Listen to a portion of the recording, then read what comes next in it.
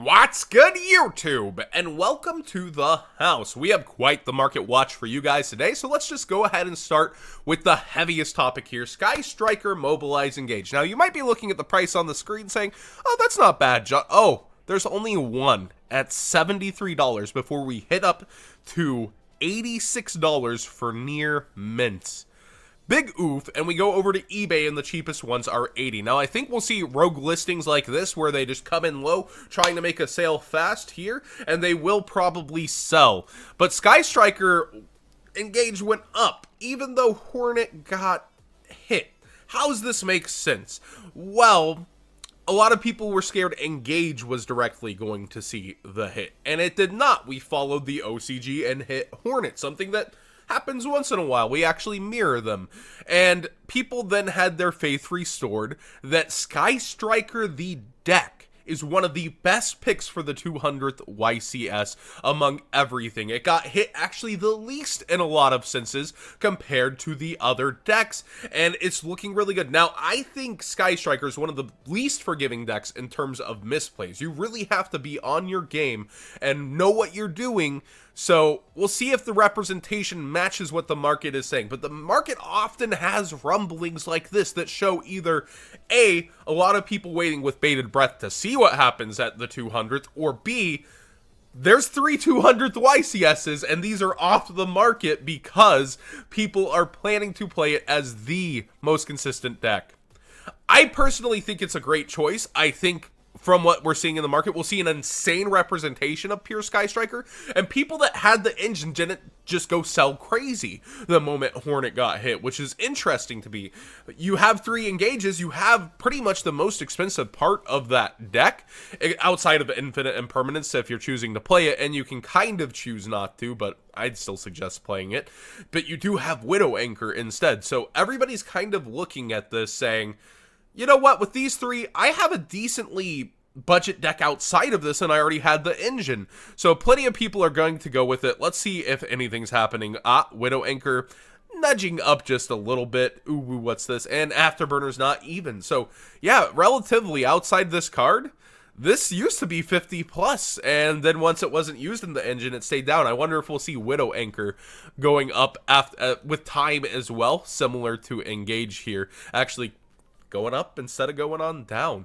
You got 3 days left to get your classy What's Good YouTube with that classy John Gasm on the front, What's Good YouTube First Edition on the back t-shirt for yourselves. I'll be relisting these after time sold out. You're not in a super rush to get your money together for this one. But when you do buy shirts on Teespring, you get cheaper shipping altogether per shirt. So if you're buying something on Teespring already, why not help your boy out and get a cool shirt? The people that got these in said it's actually really nice quality. I'm impressed, Teespring. Good stuff. Elemental Hero Solid Soldier is actually creeping up despite that first listing as well, trying to make a sale. Hey, YG Games, brand new, making a name for yourself. $2.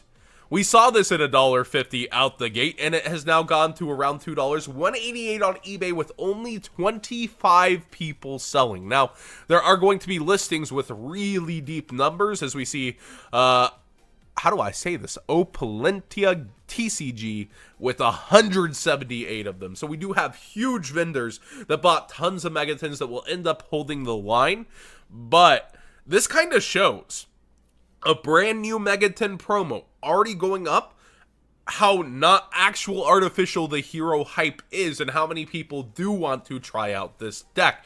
So while there were people going in with buyouts that I'm spending a ton of money hoping this goes up, there's also a lot of people going, alright, I'll go ahead and get my solid soldiers now, that didn't even buy the tins. So maybe get yours sooner than later. I could see this being one of the only missing cards from the hero structure deck, as it was just released in the tins, and they'll want to continue to help OTS stores sell the tins. I don't think they would reprint a promo this soon. We still don't have another Pot of Desires, do we? So I'd say get yours now rather than later. And speaking of Solid Soldier, something Mass Change turns him into is Dion.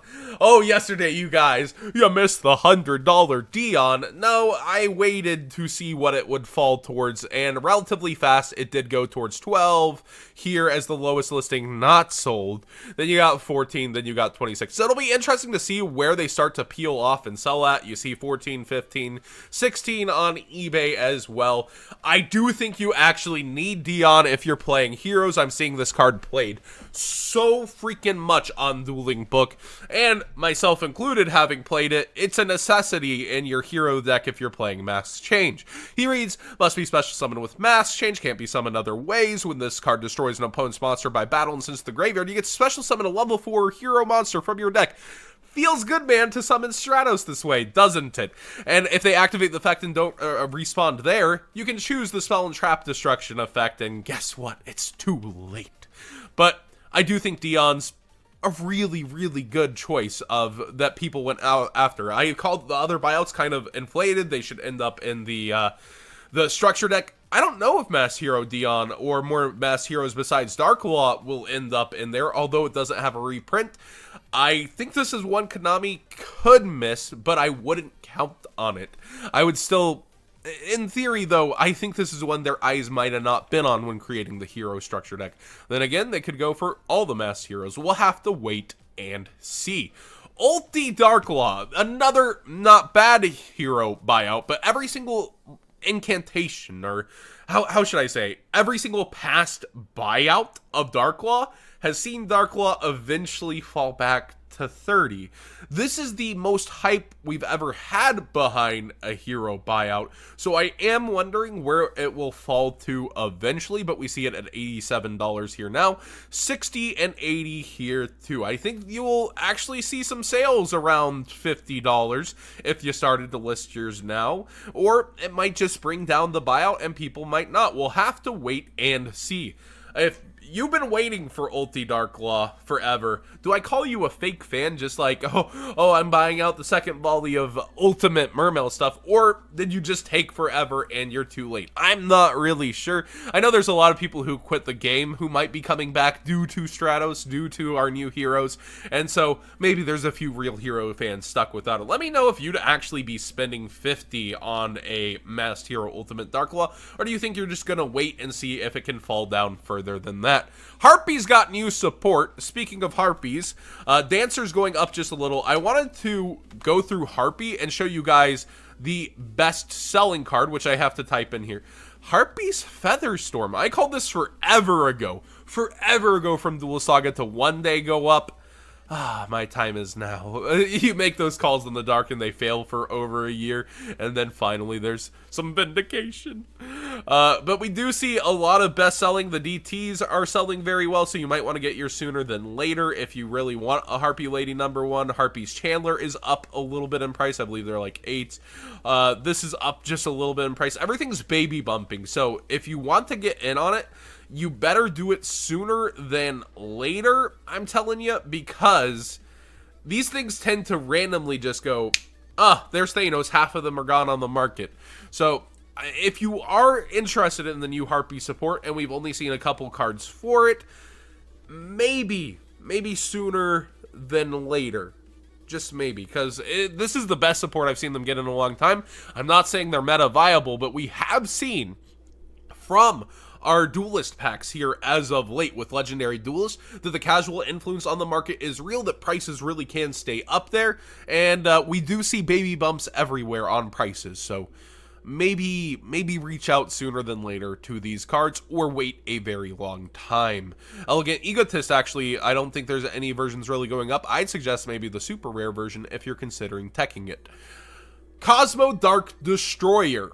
$22 here. I feel like this is a little bit of an inflated buyout. We don't even really see the gold rare go all that crazy. Cosmojo barely moved. It sneezed a little bit. We see it at $13. Is this just a new listing, or do we have more around the range? No, we have more around the range, although the first ads mostly did disappear until the $14 mark. We see similarly on eBay, $13. Now, remember when Johnny did his thing with Kozmo at a regional. This hyped up to like $18+ and stayed there for the longest. I think this kind of shows that it's only baby bumped up, that the hype's not real behind Kozmo, that we'll probably see this slowly come back down as people want to make sales. But I know a lot of people did have these. It's been a great call for a long time.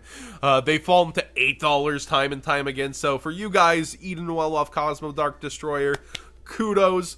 I've suggested it a few times. I actually know it's one of V's most pushed cards, so I gotta give him props on that one as well. But I feel like the proof's in the pudding over here that people aren't truly crazy about the deck, but I do think you'll see raise sales above what you originally got them for, and I think Dark Destroyer is kind of more hype than this card. A lot of people don't have faith in traps, even as broken as Mojo, but I think Mojo is something you'll be playing two of in most of your Kozmo decks. That being said, thank you so much for watching today's Market Watch. What did you guys think of everything? I think Engage being up like this is just really the rumbling. That's my personal thoughts, the rumblings before the 200th. Do you guys think you'll see that representation, or do you think there will be a lot of people trying it out that aren't necessarily skilled enough to like not afford the mistakes in the deck? You gotta play it. I think Jeff said that too. You gotta play it pretty much perfectly, and or you're gonna get punished. And what do you guys think of these hero buyouts? I think these are the more validated ones compared to yesterday that I was harsher on. Do you think we'll see some of these in the hero structure deck? All of them? Like, do you think Dion will actually make it? I want to hear what you guys have to say. Subscribe if you haven't already. Give this video a thumbs up if you enjoyed the conversation, even if you didn't agree with me. And then tell me down below what you guys think. I really do want to hear it. Thanks for watching.